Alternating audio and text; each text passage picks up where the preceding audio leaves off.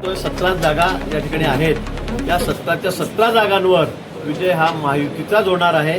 एक सुद्धा जागा विरोधी पक्षाला मिळणार नाही, एक सुद्धा मिळणार. महापालिकेत जी परिस्थिती झाली, नगरपालिकांमध्ये जी परिस्थिती झाली किंवा विधानसभेमध्ये जी परिस्थिती झाली त्यापेक्षाही वाईट परिस्थिती यावेळेला विरोधकांची या ठिकाणी होणार आहे.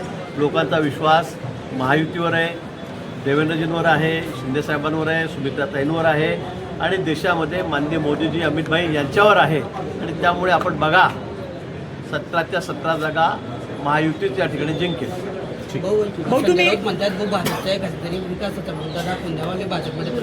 त्यांना म्हणा निवडणुकीमध्ये उभे राहा, एखादी जागा निवडून आणा 17 पैकी. फार काही रोजच्यासारखं बोलू नका. आता वेळ आहे तुम्हाला, जरा प्रचार चांगला करा. प्रवेश करायचा म्हणताय भाऊ, लाडकी बहीण योजनेच्या मुद्द्यावरून विरोधक एकदा आक्रमक झालेले आहेत. लाडकी बहीण योजनेच्या मुद्द्यावरून विरोधक पुन्हा एकदा आक्रमक झालेत. मला वाटतं ते टेक्निकल अडचण आहे, तुम्हीच बघता. तर टेक्निकल अडचण आहे, त्यामुळे अजूनही संधी दिली, 31 तारखेवर संधी दिली होती. अजूनही काही मागणी असेल तर मला वाटतं मान्य मुख्यमंत्री महोदय त्या बाबतीवर निर्णय घेतील. पण या संदर्भामध्ये तांत्रिक अडचणी त्या त्यांनी पूर्ण केल्या तर मला असं वाटतं की त्याला काही हरकत नाही. सगळ्यांना त्या ठिकाणी जी मदत आहे ती मिळणार. त्यांना म्हणा तुम्ही निवडणुकीत उभे राहा, तुमच्या जिल्ह्यातली निवडणूक आहे, बघू कोणाचे श्राप मिळतात, कोणाचं पुण्य मिळतं. त्यांच्या जिल्ह्यातले नगरसेवक काँग्रेसचे पळून गेलेले, त्यांनी त्यांच्यावर खालच्या मला वाटतं तेच आहे, ते सगळे बोलबच्चन नेते आहेत. त्यांनी त्यांचे लोक तर सांभाळावे, त्यांचे लोक सांभाळतात त्यांना. आता राऊत साहेब, मी त्यांना म्हटलं तुम्ही एखादी महापालिका, त्यावेळेला मी त्यांना म्हटलं की एखादी महापालिका तुम्ही निवडून आणून दाखवा, फक्त बोलत नका राहू. पण ते काही करत नाही, त्यांचं लक्ष फक्त बोलबच्चन करण्यावरच आहे.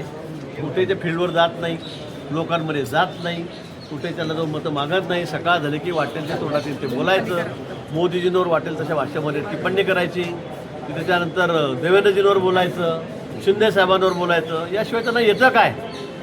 त्यांचा कुठेही जनतेमध्ये प्रभाव नाही, त्यांच्या पक्षाचा नाही, त्यांच्या नेत्यांवर लोकांचा, मतदारांचा विश्वास नाही. त्यामुळे आता हे विश्वास गमावलेले लोक आहेत, त्यांच्याबद्दल न बोललेलं बरं. त्यांनी बडबड करत राहावी, आम्ही निवडणुका जिंकत राहू, लोक आमच्या पाठीशी आहेत. रोहिणी खडसेंनी म्हटलं की सरसकट सुरुवातीला लाडक्या बहिणींना अनुमती दिली आणि आता एक एक करून अटी टाकतायत, वगळत आहेत बहिणींना एक एक. निवडणुका झाल्यानंतर लाडक्या बहिणी दोडक्या झाल्यात का म्हणे? कोण म्हणलं? रोहिणी मला जागा मिळाली मोठ्या नेत्या मैत्रीपूर्ण लढत लढू असं शिवसेनेच्या आमदारांनी बैठकीमध्ये म्हटलं. मला वाटतं आता तो विषय संपलेला आहे. सगळ्या ठिकाणी आता कोणीही बंडखोरी करणार नाही. ज्या पक्षाला जागा मिळालेली महायुतीमध्ये तोच पक्ष त्या ठिकाणी जागा लढवेल. बंडखोरी होणार नाही आमच्यामध्ये. कोणी असेल फॉर्म भरले आता ठीक आहे, अजून माघारीला 4 दिवस वेळ आहेत. तोपर्यंत आम्ही सगळे फॉर्म जे बंडखोर असतील त्यांना मागे घ्यायला लावू. आम्ही एक मताने एक दिनाने या निवडणुका लढणार आहोत आणि एकही जागा आमची पडणार नाही. मी पुन्हा रिपीट करतो, हे तुम्ही वाटतं त्यावेळेला दाखवा. 17च्या 17 जागा या महायुतीच्या निवडून येतील. जळगाव शहरातल्या खराब रस्त्यांचा प्रश्न आहे, निकृष्ट दर्जाचे